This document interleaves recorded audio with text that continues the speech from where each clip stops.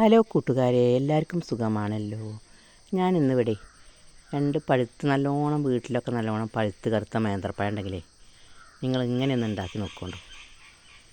പഴുത്ത് കറുത്ത് പോയി നേരത്തെ നിങ്ങളത് ഒഴിവാക്കാൻ നിൽക്കണ്ട. നല്ല അടിപൊളി സ്നാക്സ് ഉണ്ടാക്കട്ടോ. നമുക്ക് വാഴൻ്റെലിൽ നല്ല ഇലട പോലത്തെ സാധനം ഉണ്ടാക്കാം. നല്ല ടേസ്റ്റാണ്. നിങ്ങൾ വാഴൻ്റെലിലൊക്കെ ഇങ്ങനെ ഒന്ന് ഉണ്ടാക്കി നോക്കി.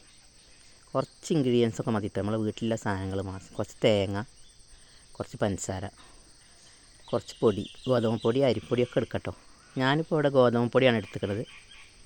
നിങ്ങൾ ഗോതമ്പ് പൊടി കൊണ്ട് ഉണ്ടാക്കി നല്ല മയാണ് ഉണ്ടാക്കിയത്. ഇങ്ങനെ ഉണ്ടാക്കി നോക്കിയിട്ട് ഫീഡ്ബാക്ക് അറിയിക്കൊണ്ടു. വീഡിയോ ഒന്ന് ഇഷ്ടമായാൽ നമുക്കൊന്ന് സപ്പോർട്ട് ചെയ്യണേ. നമുക്ക് ഉണ്ടാക്കാൻ നോക്കിയാലോ. നമുക്ക് നേന്ത്രപ്പഴമൊക്കെ ഒന്ന് ചെറുതായി അരിഞ്ഞിട്ടേ നല്ലൊരു പാനിൽ വെച്ചാണ്ട് വാട്ടിയെടുക്കാം. ഞാനിപ്പോൾ 2 നേന്ത്രപ്പഴം കൊണ്ടാണ് ഉണ്ടാക്കുന്നത് കേട്ടോ. അതുകൊണ്ട് തന്നെ ഒരു 5-6 ഇലട ഉണ്ടാക്കട്ടോ. വാഴൻ്റെലിയിൽ വേവിച്ചാണ്, ഇലട എന്ന് പറയാൻ പറ്റില്ല, നല്ലൊരു ടേസ്റ്റാട്ടോ. വാഴൻ്റെലിയിൽ വേവിച്ചുമ്പോൾ നല്ലൊരു ടേസ്റ്റാണിത്. കുറച്ച് നെയ്യ് ഒഴിച്ചിട്ടേ നമുക്ക് വാഴൻ്റെലിയിൽ ഇതൊക്കെ ഒന്ന് വാട്ടിയെടുക്കട്ടോ. പാനിൽ അപ്പോൾ നെയ്യ് ഒഴിച്ചിട്ടൊക്കെ ഒന്ന് വാട്ടിയെടുക്കാം. നമുക്ക് ചെറിയ ഫ്ലെയിമൊക്കെ ചെറുതാക്കിയിട്ടേ എല്ലാതും ഒന്ന് വാട്ടിയെടുക്കട്ടോ. 2-3-4 ഏലക്കായ ഇട്ട് കൊടുക്കാം. എന്നിട്ട് നമുക്കൊക്കെ ഒന്ന് നെയ്യിലൊക്കെ ഒന്ന് അതിൻ്റെ പഴുപ്പിൻ്റെ അതൊക്കെ ഒന്ന് പോകാനേ ഒന്ന് വാട്ടിയെടുക്കട്ടോ. നല്ലൊരു ടേസ്റ്റാണ് നെയ്യിൽ വാട്ടിയാൽ. ഇനി കുറച്ച് തേങ്ങ ഇട്ട് കൊടുക്കട്ടോ. നിങ്ങൾ പഴം 2 എടുക്കുകയാണെങ്കിൽ അതിന് ആവശ്യത്തിന് തേങ്ങ ഇട്ട് കൊടുത്തോളി. അധികം പഴം എടുക്കുന്നുണ്ടെങ്കിൽ നിങ്ങൾ അധികം തേങ്ങ ഇട്ട് കൊടുത്തോളി. എന്നിട്ട് ഇതിന് ആവശ്യത്തിന് പഞ്ചസാര ഇട്ട് കൊടുത്തോളി കേട്ടോ. ഇപ്പോൾ അതിലേക്ക് ശർക്കരയും വേണമെങ്കിൽ ചേർക്കട്ടോ. അതൊക്കെ നിങ്ങളെ ഇഷ്ടമാണ്. ശർക്കര ചേർത്താലും നല്ലൊരു ടേസ്റ്റ് ഉണ്ടാവും. ഇപ്പോൾ ഞാൻ ആട്ടപ്പൊടി കേട്ടോ അതിലേക്ക് ഇടുന്നത്. നിങ്ങൾ വീട്ടിലുണ്ടാക്കിയ ഗോതമ്പ് പൊടി ഉണ്ടെങ്കിൽ അത് എടുത്തോളി, അതിനും കുഴപ്പമൊന്നുമില്ല. ഇതൊക്കെ പാകത്തിന് ഇട്ടിട്ടേ നമുക്കൊരു ചപ്പാത്തി മാവിൻ്റെ പരുവത്തിൽ കുഴച്ചെടുക്കാം കേട്ടോ. അങ്ങനെ ടൈറ്റ് വേണ്ട, ഒന്ന് ലൂസായിട്ട് കുഴച്ചെടുക്കുക. അങ്ങനെ ഗേസ് ഇത് കുഴക്കുമ്പോൾ ഒരു തുള്ളി നെയ്യും കൂടി ചേർത്ത് കുഴക്കണമെങ്കിൽ കയ്യുമ്മ ഒട്ടാതെ കിട്ടും കേട്ടോ. നന്നായി കുഴച്ചെടുക്കുക. വാഴക്കൊക്കെ നല്ലോണം വാടിയിട്ടേ പഴമൊക്കെ നല്ലോണം വാടി നല്ലോണം സോഫ്റ്റായി വന്നിട്ടുണ്ട്. പഞ്ചസാരയും പഴവും നെയ്യും ഒക്കെ പാടാകുമ്പോൾ തന്നെ നല്ലൊരു ടേസ്റ്റാണ്. വെറുതെ തിന്നാൻ തന്നെ നല്ല ടേസ്റ്റാണ്.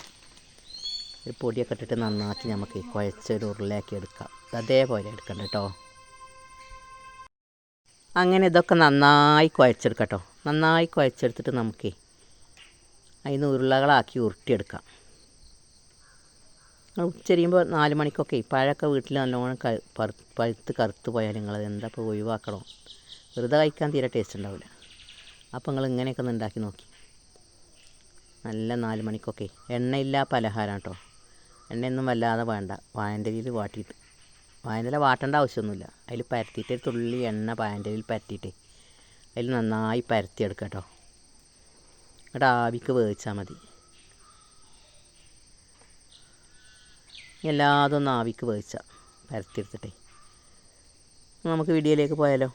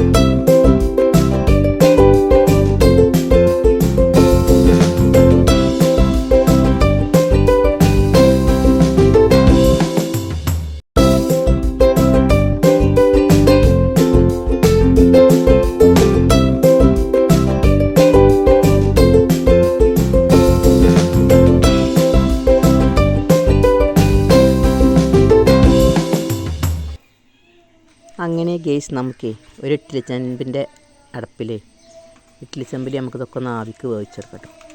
ഒരു 15 മിനിറ്റ് നിങ്ങൾ ആവിക്ക് വേവിച്ചെടുത്തോളൂ. അപ്പോൾ നന്നായി വെന്തിട്ടുണ്ടാവും. നല്ലൊരു ടേസ്റ്റാണ്. നിങ്ങൾ നേന്ത്രപ്പഴമൊക്കെ വീട്ടിലുണ്ടെങ്കിൽ നല്ലോണം പഴുത്ത നേന്ത്രപ്പഴമൊക്കെ ഉണ്ടെങ്കിൽ നിങ്ങൾ ഉണ്ടാക്കി നോക്കിയിട്ട് ഫീഡ്ബാക്ക് അറിയിക്കണേ. എൻ്റെ വീഡിയോ ഇഷ്ടമായാൽ ഫോളോ ചെയ്യണേ. ആ ബെല്ലൈക്കൻ ഒന്ന് അടിച്ച് പൊട്ടിക്കണേ. എല്ലാ കൂട്ടുകാർക്കും ഷെയർ ചെയ്ത് കൊടുക്കണേ. ഇഷ്ടപ്പെട്ടാൽ മാത്രം ലൈക്ക് ചെയ്യുക, ഷെയർ ചെയ്യുക, കമൻറ്റ് ചെയ്യുക. അടുത്ത വീഡിയോയുമായി വരാം. താങ്ക് യു, നന്ദി, നമസ്കാരം. അങ്ങനെ നമ്മുടെ